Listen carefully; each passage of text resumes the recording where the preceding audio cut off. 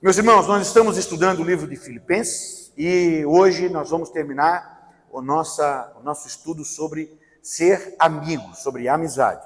Nós já vimos bastante coisa sobre amizade e hoje então nós vamos terminar estudando um caso bem específico, o caso de Paulo com Timóteo.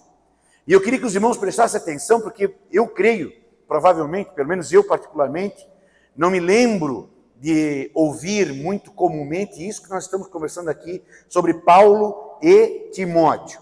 Nós sabemos que Paulo é pastor de Timóteo, nós sabemos que Paulo está treinando Timóteo, nós sabemos que Paulo, quando está escrevendo aqui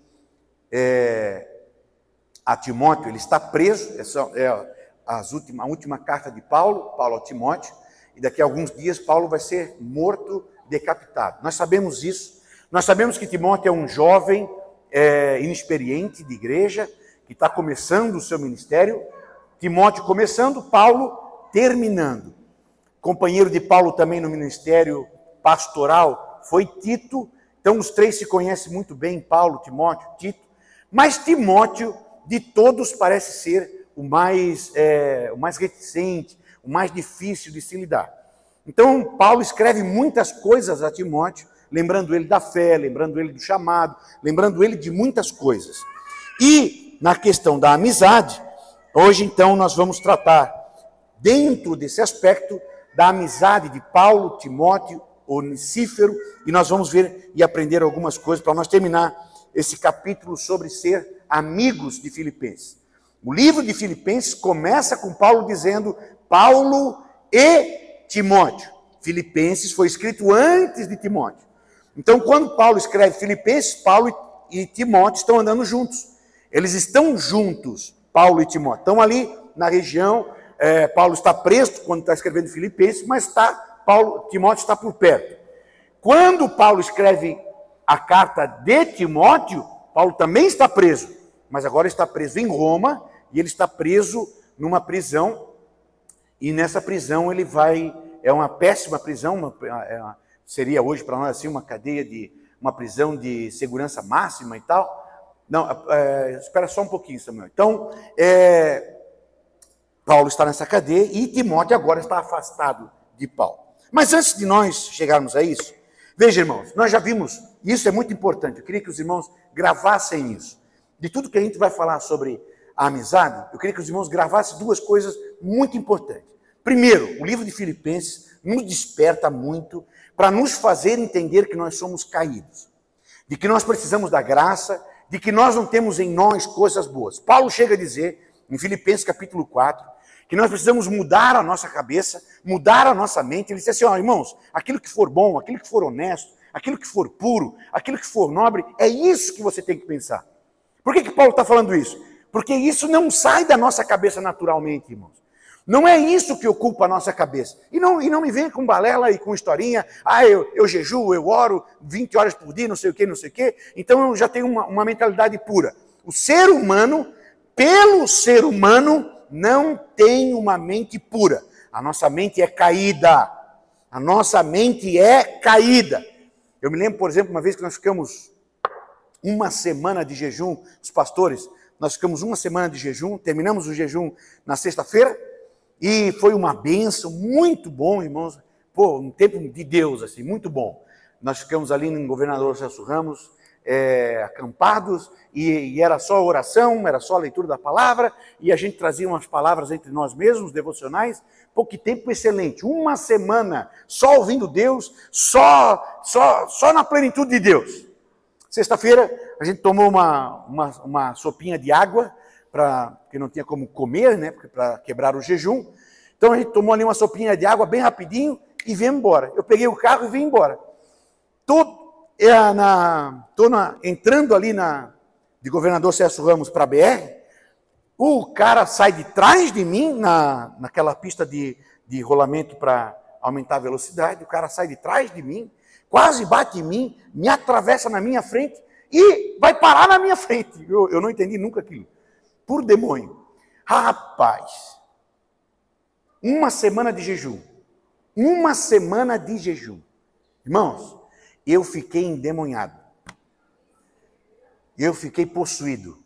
me veio um ódio dentro de mim, um ódio, e eu cheguei a abrir o vidro, estou abrindo o vidro, e quando eu vou colocar o braço para fora, para falar umas verdades do Evangelho, eu me toquei o que eu estava fazendo. Mas eu pensei. Irmãos, nós somos caídos. Não tem essa de pastor, não tem essa. Jesus foi tentado pelo diabo no deserto. Jesus foi tentado. Não tem essa de pastor, não tem essa de líder, não tem essa de pai, não tem essa de idoso, não tem, meu irmão. A nossa mente, ela é caída. Essa é a primeira lição que eu quero que os irmãos entendam bem. Porque se eu quero saúde mental, eu preciso prestar atenção no que eu penso. Eu preciso pensar atenção nas minhas emoções, nos meus sentimentos. Da onde está vindo esse ódio, Jesus? Da onde que vem esse pensamento, Jesus? Isso nós temos que fazer. E a segunda coisa importante, a amizade, irmãos, ela começa em Deus. Você nunca vai ter um amigo se esse amigo não for amigo de Deus. A amizade começa em Deus. A amizade começa na Trindade.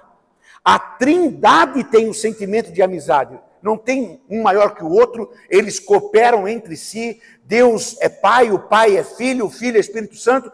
Os três são três distintos e uma coisa só. Amizade. Isso começa em Deus.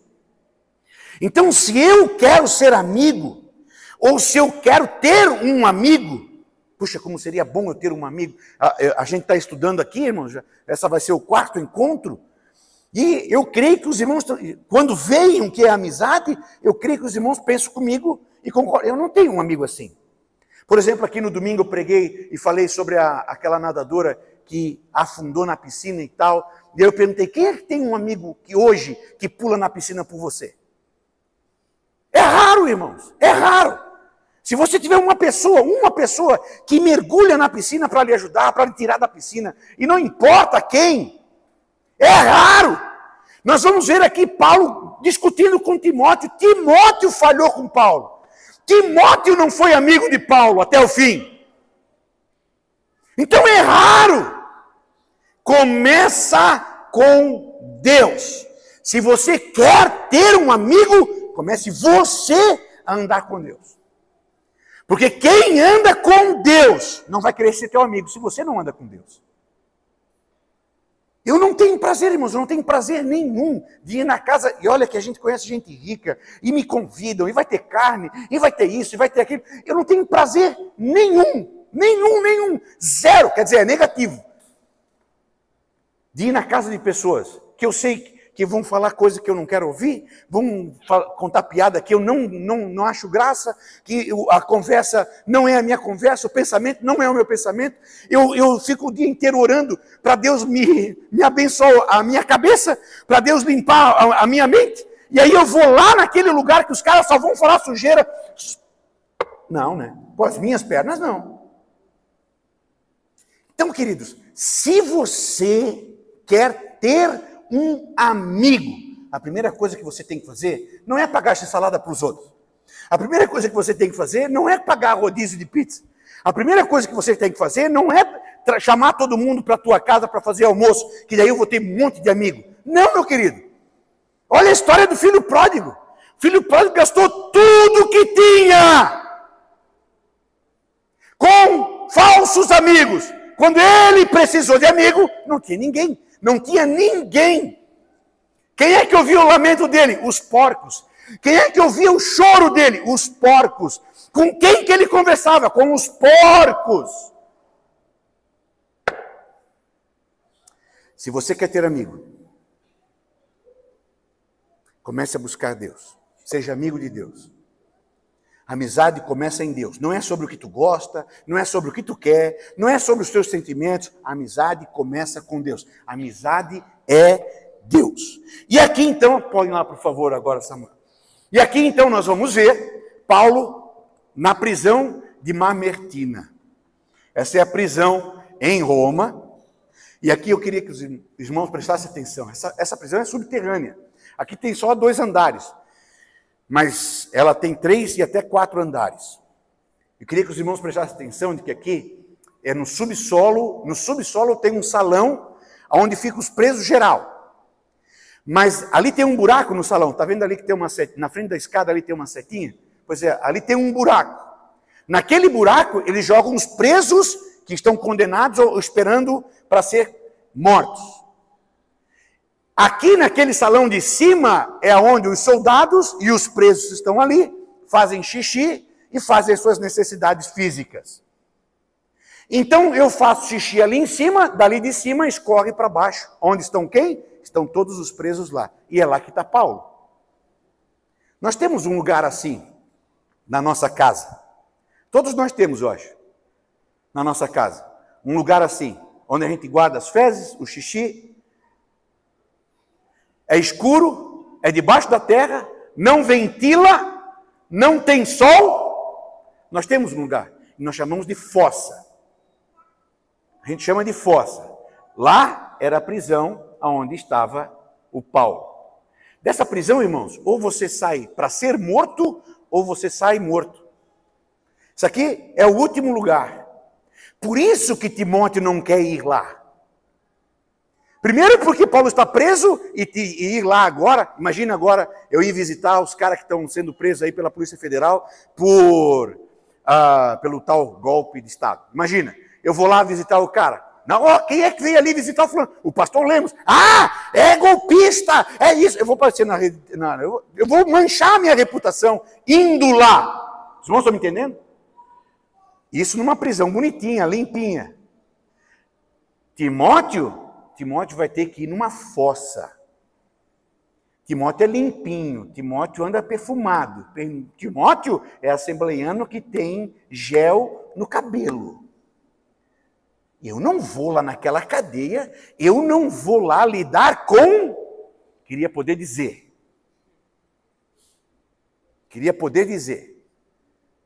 Escuta.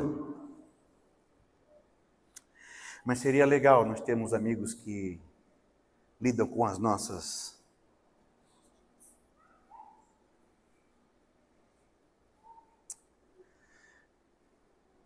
Seria legal quando a gente estivesse num lugar escuro, fundo, fedidos, só fezes. Seria legal nós termos um amigo que chegasse limpinho, cheirosinho e dissesse: "Te levanta, Lemos, teu lugar não é aí." É lá que está Paulo. Completamente sozinho. Completamente sozinho. 2 Timóteo 4,16, Paulo vai dizer assim, olha, na minha defesa, ninguém foi lá. Ninguém foi me visitar. Irmãos, nós estamos falando de Paulo. Depois de Jesus, no Novo Testamento, a pessoa mais importante é Paulo. Paulo é só a pessoa que mais escreveu no Novo Testamento. Mais da metade do Novo Testamento que escreveu foi Paulo. E esse cara que abriu igreja em tudo quanto é canto, que teve na Espanha, que teve na Ásia, que teve tudo quanto é canto, esse missionário que abriu igrejas, que fez pastores, que fez obreiros, grandes milagres. Esse cara agora está sozinho. Ninguém me assistiu na minha defesa. Antes, todos me desampararam. Meu irmão, não reclama da tua vida porque você está sozinho. Não reclama da tua vida porque ninguém me cumprimentou no meu aniversário. Irmãos, essa é a nossa jornada. Você não é o exclusivo, você não é exclusivo. Você não sofre uma dor exclusiva. Não era para ser assim, pastor. Eu ouço muito isso. É verdade, não era para ser assim. Hoje eu quero ver se a gente consegue conversar um pouco sobre isso. Não era para ser assim. Mas a verdade é que às vezes acontece assim. Hoje, não sei se os irmãos viram, eu ainda estou... Aquela senhora lá de Goiânia, se não me engano, que pega a criança para a escola, pegou um bebê, deixou na cadeirinha esqueceu a criança dentro da cadeirinha no carro, ficou a criança a tarde inteira no sol. Quando ela voltou no final do dia para pegar o carro, a criança estava na cadeirinha morta. Não era para acontecer isso, mas acontece. Acontece, uma pessoa trabalhando, uma pessoa decente, uma pessoa honesta, trabalhando, suando. Como é que ela vai explicar agora para a mãe dela, para a mãe daquela criança, olha, eu peguei o teu filho bem, agora estou devolvendo aqui num caixão. Como é que eu vou explicar isso, irmãos? Que palavra eu vou usar? Qual argumento eu vou usar? Não existe, irmãos. Mas acontece. Quando Jesus diz assim, nesse mundo você vai ter tribulação, é disso que Jesus está falando. Você implantou igreja, você fez muita coisa na igreja, você fez um monte de coisa na igreja, você era conhecido na cidade de São José, você era respeitado, visitava o hospital, visitava a cadeia, visitava todo mundo. E no teu aniversário ninguém te deu uma fatia de bolo. Um dia você ficou doente, foi para o hospital, você não recebeu você não recebeu um torpedo, você não recebeu nada, irmãos. Paulo está sozinho na cadeia.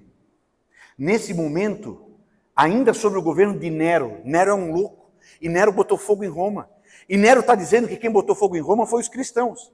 E quem representa os cristãos nessa época é Paulo.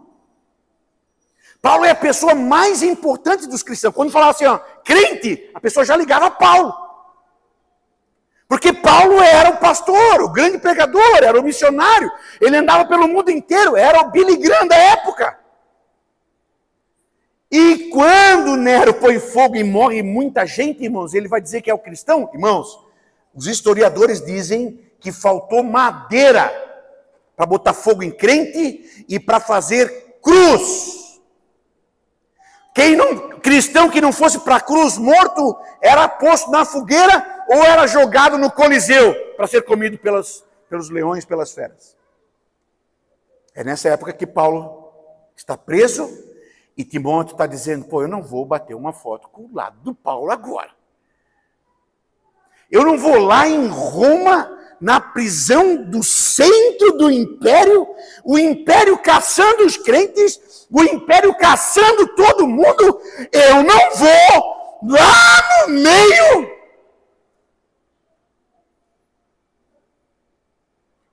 Para visitar o meu amigo Paulo. Esses dias eu estava com ele lá na igreja de Filipos. E agora Paulo está sozinho. Escuta, irmãos. Vamos em frente, Samuel, por favor. Escuta. Qual é a principal dor de Paulo agora? Carinho.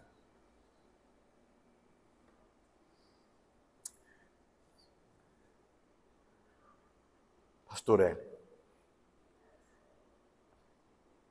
Você acha que Paulo está sentindo falta de x-salada, de pizza? Você acha que Paulo está sentindo falta de Coca-Cola? De ar-condicionado? De cama king size? A principal dor de Paulo agora não é física. A principal dor de Paulo agora é de alma. É de alma. É emocional. É os sentimentos. Irmãos, e ele escreve Filipenses. É por isso que Filipenses é fantástico, irmãos. É por isso que Filipenses é fantástico. Ele não estava nessa cadeia que ele está agora, quando está escrevendo para Timóteo. Mas ele também estava numa cadeia quando ele estava escrevendo Filipenses. E em Filipenses, qual é a frase mais importante de Filipenses? Qual é a frase que ele repete? Alegrai-vos no Senhor. Esse é o caminho, irmãos, da saúde mental e da plenitude espiritual, do equilíbrio emocional. Esse é o caminho. Eu tenho que entender que eu sou caído. Eu tenho que entender que eu tenho carências. Mas eu tenho que entender também que é em Deus que eu vou suprir isso. Não posso esperar isso da Tati. Não posso esperar isso da minha esposa, irmãos. Porque a minha esposa também é caída. Porque a minha esposa também é pecadora. Porque a minha filha também é caída. E às vezes, irmãos, nós colocamos esperança no marido, nós colocamos esperança no filho, nós colocamos esperança em um presidente, nós colocamos esperança em algum homem, em alguma coisa. Aquela mulher no poço de Samaria já tinha tido 5 maridos. 5, né? Ou eu estou exagerando? 5, né? 5 maridos. E o que ela estava agora? Jesus, isso que tu tens agora não é teu, mulher. Onde é que ela estava botando a esperança? Ela tem carência, que nem Paulo. Paulo tem carência. Paulo está sentindo a solidão. Paulo está sentindo o peso da solidão. Mas aquela mulher está colocando o peso da solidão. Aquela mulher está colocando as suas carências na mão de um homem. Esperando que o homem vai suprir isso. Esperando que uma mulher vai suprir isso. Esperando que a cocaína vai suprir isso. Olha, o dia que eu for rico, o dia que eu ganhar 100 mil reais por mês, o dia que eu ganhar na Mega Sena, eu vou ser rico. Mentira, falso. Esse é o evangelho do diabo. Tudo isso eu vou te dar se tu me adorares. É falso evangelho. O evangelho da teologia da prosperidade é o evangelho do diabo. Todo o evangelho vem para me corrigir nisso. É de Jesus. Você precisa de Jesus. A maior dor de Paulo agora é o seu abandono. A maior dor de Paulo agora é aquilo que pesa o seu coração. E então, frente, Samuel, por favor. Então, ele começa a lidar com Timóteo. Sem dúvida. Boa. João Batista, irmãos. Eu estou dizendo para vocês, nós somos caídos, irmãos. Nós somos caídos. Se você botar na ponta do lápis, eu sou pastor.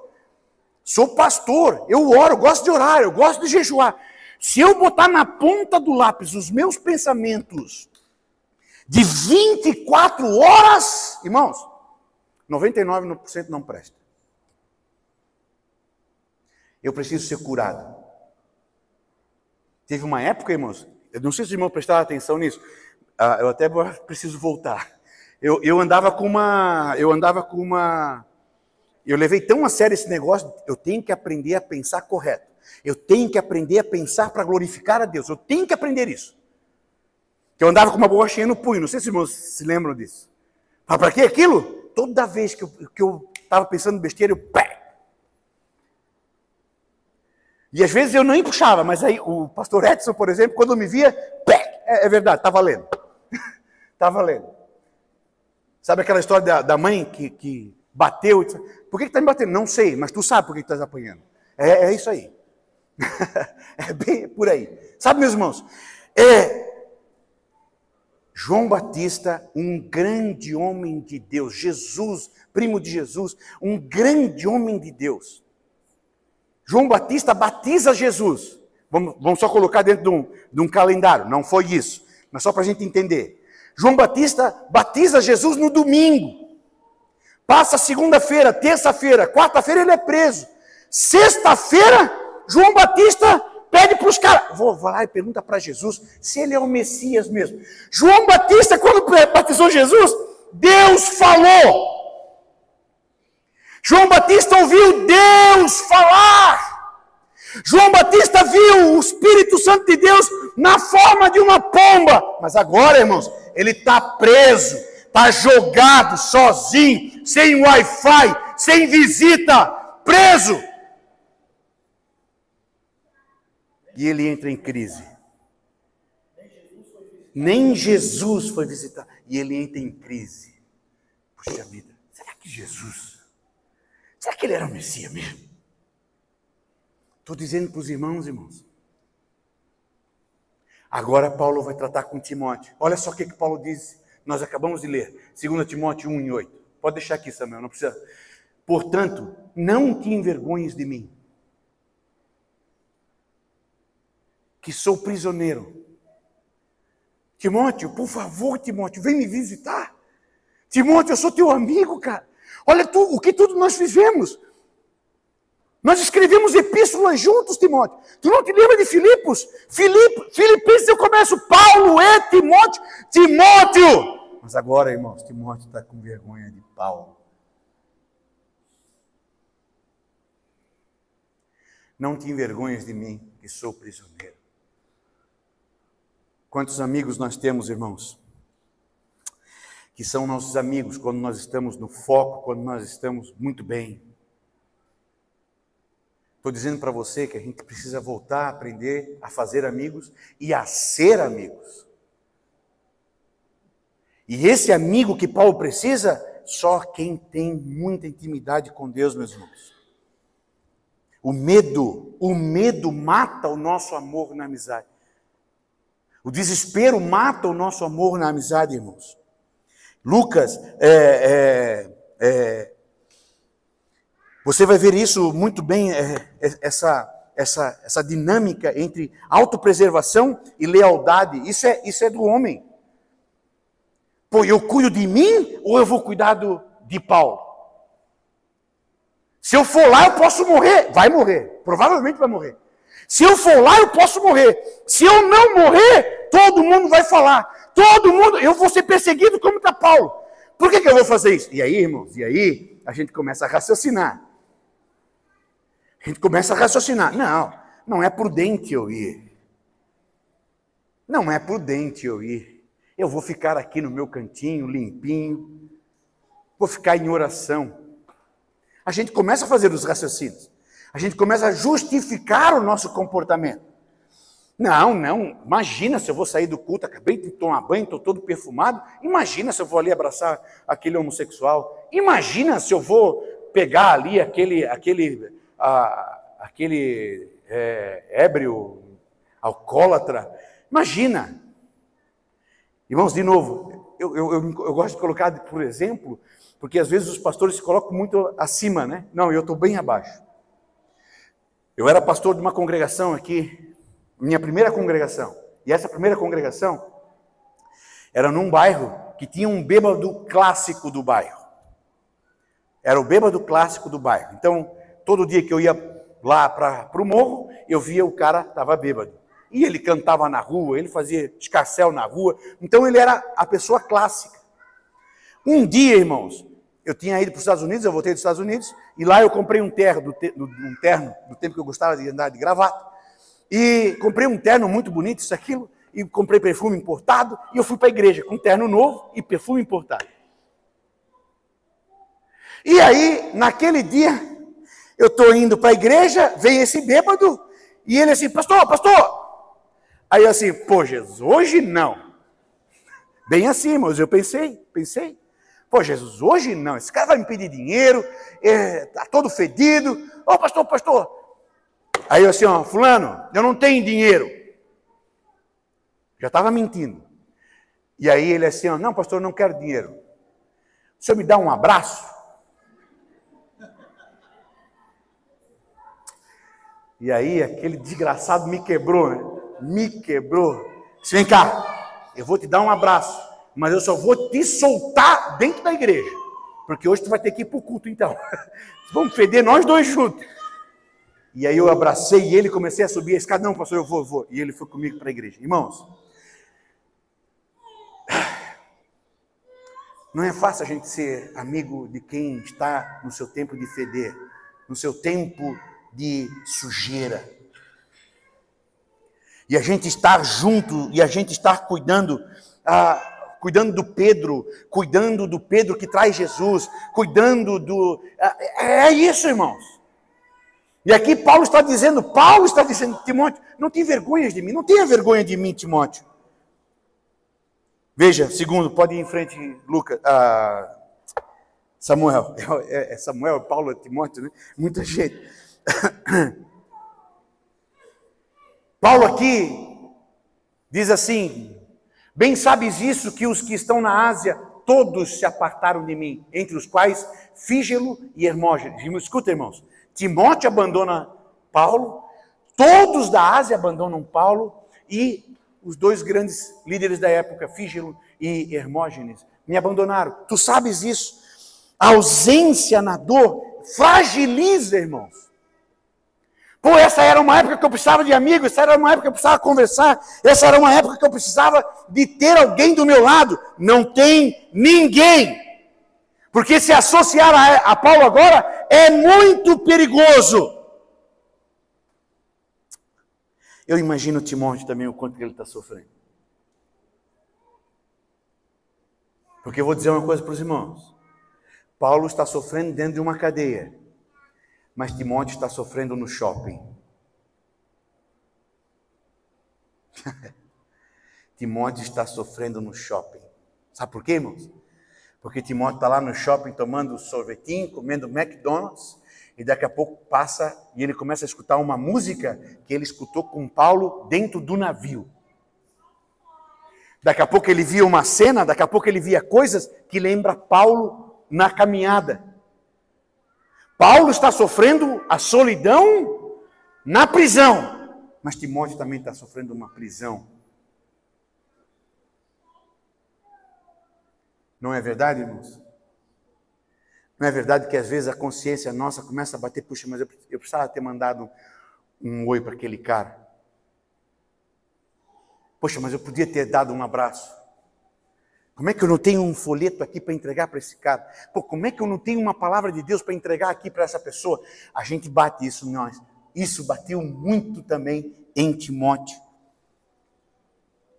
E Paulo chama ele para ser cooperador. Paulo não minimiza a dor, não, irmãos. Isso aqui é muito importante. Paulo não minimiza, Paulo não passa pano. Ele escreve uma epístola que está aí para nós estudar, para nós ler. Paulo não passou pano. Paulo escreveu o que tinha que ser escrito. Porque isso é amigo. Timóteo está falhando, mas Paulo, mesmo na cadeia, mesmo abandonado, Paulo está dizendo a Timóteo, eu estou vendo aí o teu feijão no dente, Timóteo. Eu estou vendo o teu defeito, estou vendo o teu problema, Timóteo. Irmãos, Paulo está na cadeia, mas mesmo assim ele está cuidando do seu amigo Timóteo. Era para Timóteo estar cuidando de Paulo, mas o contrário está acontecendo. E muito bem acontecido, muito bem registrado. Não há espaço na amizade, irmãos, para passar pano. Não importa de que lado, não tem espaço para fazer de conta que eu não vi, para fazer de conta que eu não estou vendo o quanto que você está se afastando, para fazer de conta que eu não estou percebendo o que você está fazendo. Não tem espaço para quem é amigo, para quem anda com Deus. Eu preciso te dizer isso. Você precisa ouvir isso, Timóteo. Ser cristão, Timóteo, é sofrimento. Ser cristão, Timóteo, é abraçar o desgraçado. Ser cristão, Timóteo, é ir para a cruz, por amor. Olha para teu Jesus, e foi isso que ele fez. Vamos em frente, Samuel, por favor. Por outro lado, irmãos, olha que coisa maravilhosa. Por outro lado, você vai ter Onesífero. E você tem lá em 2 Timóteo, capítulo 1, versículo 16 e 17, olha aqui que ele diz de Onesífero. O Senhor conceda misericórdia à casa de Onesífero, porque muitas vezes me deu ânimo. Ele dizendo para Timóteo, Timóteo, não te envergonha de mim, Timóteo. Timóteo, não te afasta de mim, Timóteo. Timóteo, não bloqueia o meu número no teu WhatsApp, por favor. Mas, Timóteo, eu quero falar agora de Onesífero. Onesífero tem me animado. Olha que coisa maravilhosa. Que espetadinha, hein? Que espetadinha. Na Ásia, todo mundo me abandonou. Timóteo me abandonou. Mas Onesífero tem me dado ânimo. Não se envergonhou das minhas algemas. Olha só essa frase, irmãos. Onesífero não tem vergonha de mim, Timóteo. Antes, quando veio a Roma, diligentemente me procurou e me achou. Amizade leal Amizade que entende, eu vou sofrer, eu posso sofrer, mas eu preciso estar lá. Eu tenho história com Paulo. Onesífero não é Timóteo, irmãos. Eu acho que talvez você nunca ouviu falar de Onesífero. Timóteo você ouviu muitas vezes. Mas veja que Onesífero está fazendo o que Timóteo era para fazer. E nós não ouvimos falar de Onesífero. Mas Paulo está dizendo, Onesífero foi meu amigo, está me animando, está cuidando de mim. Ele tem me procurado. E procurado com diligência. Onesífero é o contraponto do abandono. A Ásia abandona, Timóteo abandona, mas Onesífero está ali. Com diligência, irmãos. Marca essa palavra aí na sua Bíblia. Diligentemente me procurou. Pode dizer que Timóteo era novo e Onesífero era mais adulto? Pode ser, mas eu não tenho como afirmar isso. Pelo que está acontecendo, eu posso afirmar que Timóteo é novato na fé e Onesífero é mais maduro na fé. Não questão de idade. Porque às vezes a pessoa pode ser velho, mas é um infantil na fé. E às vezes a pessoa é novo convertido, tem 1 ano de novo convertido, mas é um maduro na fé. Então o que está acontecendo aqui? Sim, Timóteo é muito imaturo ainda, tem medo das coisas. Pode ser. Diligente, mãe. Meus irmãos, né? Já faz tempo que eu estou com saudade da mãe, certo? Escuta, diligentemente. O que quer dizer essa palavra, pastor? Essa palavra quer dizer que você vai fazer a coisa com esmero. Onesífero foi procurar Paulo com diligência. Sabe o que é isso? Onde é que está Paulo? Eu não vi. Eu acho que estava lá no Lisboa. E lá para Lisboa. Paulo passou por aqui? Não, ele passou por aqui, mas não está mais aqui. Ele está lá em Serraria. Ele vai lá para a Serraria. E ele vai cruzando a cidade e vai atrás. Diligentemente me procurou e me achou. Às vezes nós queremos ser bons amigos. E a gente até faz uma procuradinha. Mas a gente desiste. Pastor, puxa vida, eu fui lá uma vez, eu fui lá 2 vezes, eu até falei. Pastor, eu também não, eu tenho a minha vida. Ok? Aprenda com Onesífero. Ele procurou com diligência. Ele não tem desculpa. Eu vou encontrar Paulo, porque Paulo é meu amigo. E eu vou fazer isso e só vou parar quando eu encontrar Paulo. Só quando eu encontrar, só quando eu abraçar, só quando eu animar Paulo, só quando eu entregar a palavra de Deus para Paulo, só quando eu ver Paulo rindo, aí então eu estou em paz e volto para casa. Com diligência ele faz isso, irmãos. Escuta, correndo risco de vida. Correndo risco de vida. Aquilo que Timóteo temia, tinha medo. Não, eu não vou para lá, em Roma. Onesífero fez, eu vou lá. É em Roma, é na cadeia principal, eu vou lá, eu vou encontrar Paulo e eu vou abraçar Paulo. Esse, irmãos, tem que ser, pode ir em frente, Samuel, esse tem que ser o padrão da amizade em Cristo. Porque isso, se eu tenho amizade com Deus, a amizade com Deus é sacrificial. Foi isso que Jesus fez.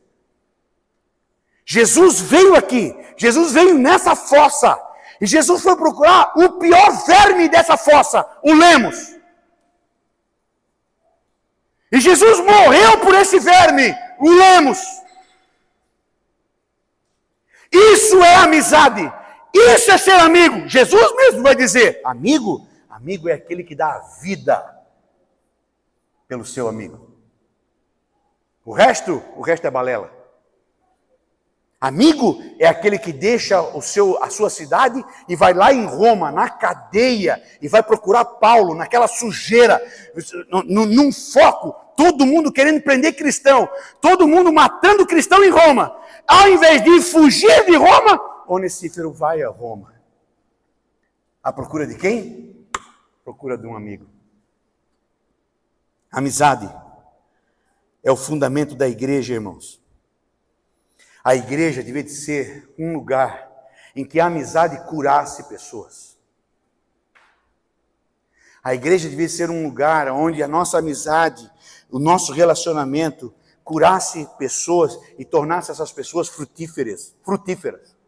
Gênesis capítulo 2, versículo 18, diz, a gente sempre entende isso para o sexo, para o relacionamento marido e mulher, mas não é só para o sexo ou para o relacionamento marido e mulher. Quando Deus diz de que não é bom que o homem viva só, não é bom que o crente venha à igreja e não tenha amigos na igreja. Não é bom que o crente esteja só. Não é bom que nenhuma pessoa esteja só. Porque Deus fez cada um de nós para termos relacionamentos. E bons relacionamentos. Porque relacionamento cura. Quantas vezes, irmãos, hoje eu passei um tempão com o pastor Ezequiel em reunião. Quantas vezes o pastor Ezequiel me corrigiu? Quantas vezes o pastor Ezequiel falou para mim, Lemos, corrija isso. Tu estás com um feijão no teu dente. Corrija isso, corrija aquilo. Faz assim, faz assado. Eu era o Timóteo e o pastor Ezequiel era o Paulo. Era o mais velho. Me ensinando a orar, me ensinando a dirigir a igreja, me ensinando a tocar a vida. Igreja é para ser um lugar onde nós saramos a alma e onde nós ajudamos as pessoas a frutificar. A igreja, irmãos, é o lugar onde as pessoas veem que o evangelho é real. Onde as pessoas percebem que quando se fala de amizade, quando se fala de amor, e a prova disso está dentro da igreja. Porque eu amo, nós nos amamos, nós nos cuidamos, nós choramos uns com os outros e nós rimos uns com os outros. Irmãos, comece a orar para que o Espírito Santo de Deus amoleça teu coração. Para que o Espírito de Deus te dê um coração de carne e a gente comece a chorar com o outro. Eu quero ser teu amigo. Eu quero ser amigo do teu filho que está na droga. Eu quero ser amigo do teu marido. Eu quero ser amigo de você. Eu quero participar da tua dor. Eu quero, porque isso aqui é o lugar, irmãos, onde a gente participa da dor. A gente ora uns pelos outros. A gente ministra uns aos outros. A igreja é um lugar dessa amizade. Não da amizade de festinha. Não da amizade de acabar o culto. É claro que pode, mas isso não é pecado e é bom também. Né? Acabar o culto, vamos comer um cachorro quente, mas acabar o culto, pô, vamos sentar aqui na praça, eu tenho alguma coisa ainda para falar para ti. Porque agora a gente está ali no culto, irmão, você não pode falar. Estou aqui falando já há 40 minutos, você não pode falar. Com quem é que eu vou falar? Terminou o culto? Não vai embora correndo. Não corra para ir embora. Dê um abraço, uns 5, 10. Como é que tu está? Que palavra boa que nós ouvimos hoje. Eu posso orar por ti, Vi? Já está empregado, Vi? Já? Já está empregado? Claro, sim. Claro, sim. Mas tu não estava, né?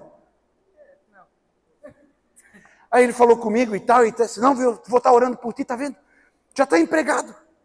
Já casou? Não. Vou estar orando por ti. Vou orar por ti. a mãe lá. Vou orar por ti.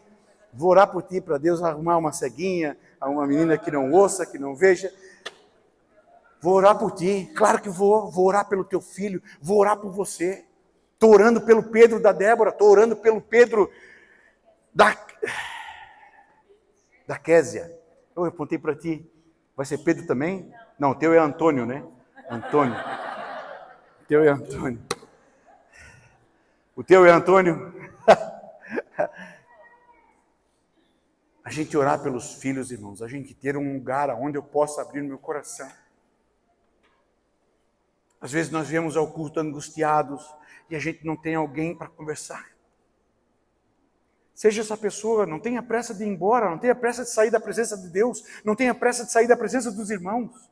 Abrace o ministério de louvor. Que ensaiaram, estão aqui, chegam cedo, abraça, não vai embora, pô, obrigado, não vai embora, abraça o professor da escola dominical, agradeça a irmã Yara que limpa a igreja para nós. Deus te abençoe, Deus te abençoe. A igreja é um lugar em que nós refletimos a natureza desse Deus que é amigo. A igreja é o lugar que nós refletimos a imagem desse Deus que é amigo, desse Deus, desse Jesus sofredor, dessa amizade que é sacrificial, dessa amizade que se doa, dessa amizade que vai lá na fossa, dessa amizade que abraça o miserável. Que legal dar presente para o pastor, que legal abraçar o irmão que está cheirosinho, e às vezes vem alguém que está fedidinho, alguém que não tomou um banho, abraça, pelo amor de Deus. E dê uma palavra de Deus. Que bom que você veio hoje na casa do Pai, que bom que você está aqui hoje. Posso pegar o teu nome? Eu posso orar por ti? Que maravilha. O senhor queria falar? Você está quebrando alguns paradigmas. Mas por que a Assembleia de Deus sempre foi exclusivista? Porque é a melhor.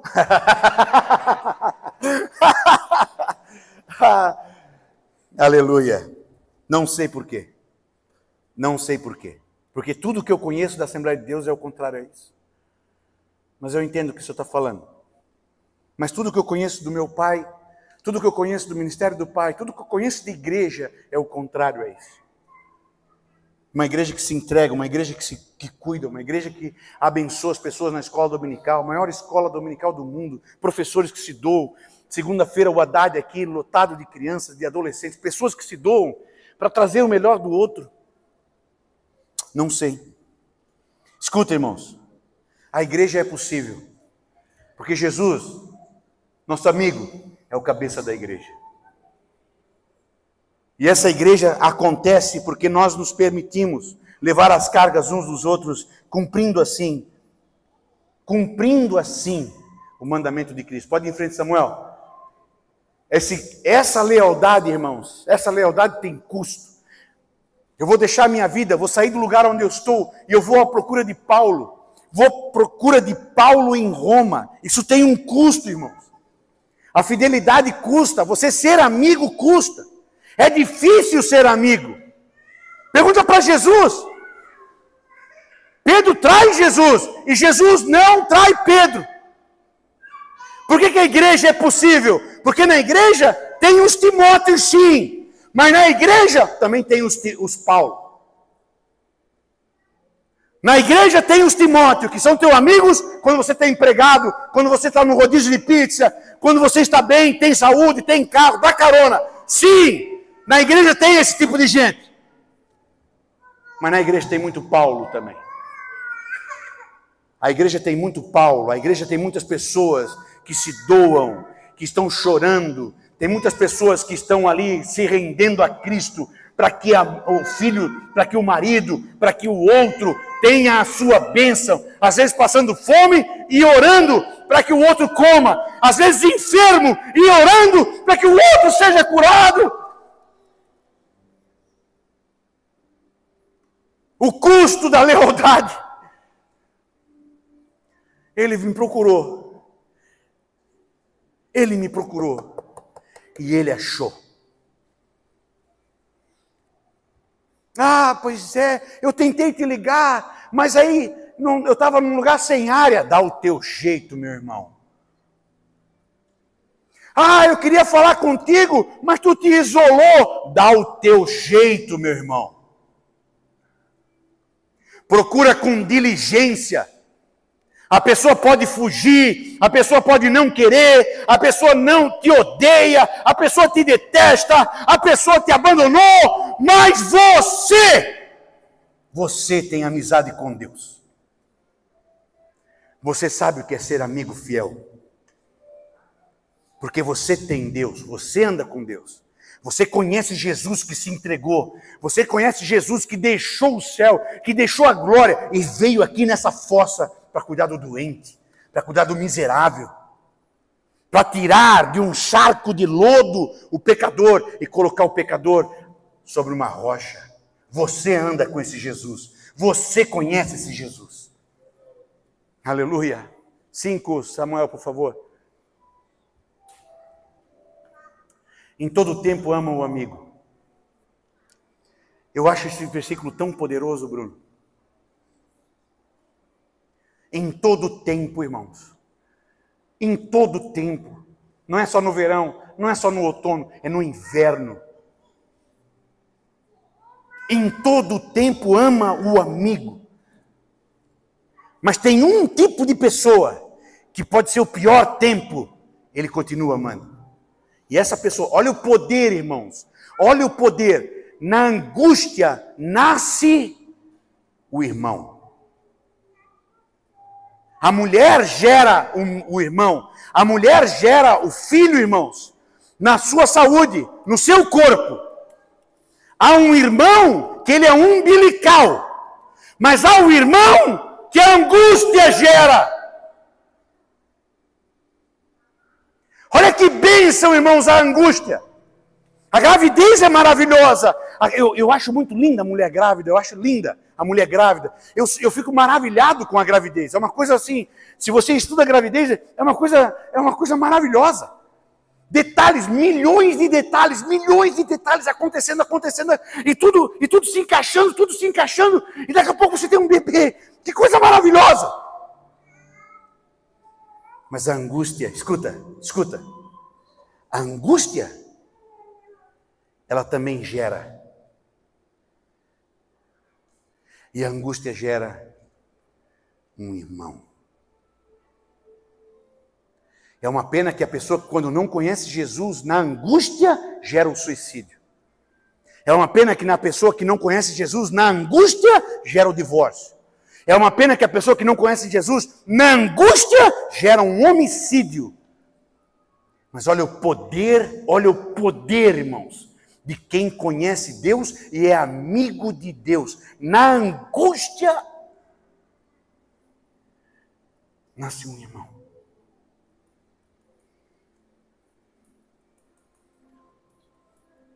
Paulo e Onicífero, na angústia, nasce um irmão. Essa fidelidade que se manifesta em profundidade, essa fidelidade que está acima de qualquer circunstância, essa fidelidade de todo o tempo e na angústia.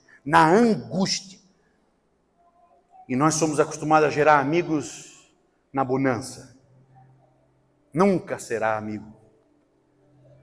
Amigo de verdade tem que passar por provas.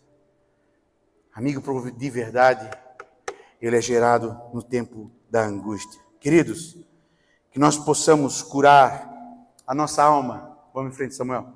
Que nós possamos curar a nossa alma. E que as nossas feridas de solidão possam ser curadas em amizade. Em amizade, irmãos. Você está chorando por alguém, você está clamando por alguém, você ter palavra de Deus para alguém. Amizades que são curadas, almas que são curadas porque eu tenho um amigo. Um amigo que está chorando, embora eu até já bloqueei ele, embora eu não quero contato com ele, mas eu tenho um amigo que está curando as minhas feridas. Aleluia. Que nós possamos buscar e ser esse tipo de amigo, irmãos. Vamos em frente, Samuel. Que a gente possa ter um amigo que é presente na nossa dor e que não é ausente nas nossas crises. Mas não é ter amigos, irmãos, que importa. O que importa é nós fazer a caminhada de ser este amigo. Aleluia, escuta, irmãos. Hoje à tarde eu estava preparando a palavra e eu estava chorando porque a gente é pastor e nós estamos aqui numa grande reforma na igreja. E eu quero o melhor. Eu vendi o meu carro para poder ajudar e vou ajudar. Para mim não tem problema isso. Mas a igreja que nós precisamos. Irmãos, uma coisa é a gente ter um som bom, a gente ter um ambiente bom, e a gente tem que ter, e não é pecado ter, e nós vamos ter. Mas entenda o pastor, por favor, entenda o pastor. Mas a igreja de Cristo é mais do que ar-condicionado. A igreja do Cristo é mais do que o luxo. A igreja do Cristo é um lugar simples em nós, que eu consigo abraçar o meu irmão. Essa igreja nós temos que lutar, a gente tem que chorar, irmãos, a gente tem que brigar por essa igreja. A gente tem que brigar por essa igreja. Quantos filhos de crente, irmãos, quantos filhos de crentes eu conheço, irmãos, que estão na droga. Quantos filhos de crente que eu conheço, irmãos, que não têm um abraço aqui dentro. Quantas pessoas que eu conheço, irmãos, que já entraram na igreja, participaram de um culto e saíram para casa e ninguém deu um abraço. Ninguém dá um abraço. Ninguém dá uma palavra. Ninguém pergunta o nome. A igreja do Cristo, irmãos, é uma igreja que olha olho no olho. É uma igreja que não tem medo das prisões dos outros. Eu sei que tu estás numa prisão. Eu sei que tu estás todo sujo aí no teu pecado, eu sei disso. Mas, cara, eu estou indo aí e vou orar por ti. Eu não faço milagre, mas eu posso te abraçar. Eu não faço milagre, mas hoje eu falei com Deus. E eu tenho uma palavra de Deus para ti. Só quero que você saiba que eu estive aqui. Eu tenho um amigo meu, irmãos, que era um cara que não gostava de mim, que me detestava. É fácil detestar eu, né? É bem fácil. Mas ele não gostava de mim. Mas ele ficou doente. Ficou muito doente. E um dia eu disse para ele, pô, eu vou lá na casa desse cara. Quando eu fui na casa dele, ele tinha ido fazer os exames. Eu não encontrei ele em casa. Eu peguei um pedaço de papel e a caneta e eu escrevi, fulano, pastor Lemos, eu estive aqui, cara, soube que tu estás doente, quero que tu saiba diante de Deus, estou orando por ti, estou chorando por ti, eu acredito que Deus vai fazer um milagre na tua vida. E botei debaixo da porta. Irmãos, esse cara chegou em casa, ele leu aquilo, ligou para mim e chorava tanto. Irmãos, a gente não faz milagre. Eu não faço milagre. Mas você pode ser Jesus indo na casa de alguém. Você pode ser o abraço de Jesus em alguém. E às vezes, irmãos, as pessoas nem querem uma palavra, nem querem uma coisa muito profunda. Sabe o que eles querem? Só quer um abraço. Saudade do pai que não tem mais, saudade da mãe que não tem mais, saudade de um filho que está longe, e você dá aquele abraço. Em nome de Jesus, irmãos, comece a orar assim, Senhor, me faz um instrumento teu. Me faz um instrumento teu, Senhor. Me faz um instrumento teu, como farol, Senhor. Como um farol, Pai querido. Eu quero ser um instrumento teu. Eu quero de fato, Senhor, andar contigo porque tu és meu amigo.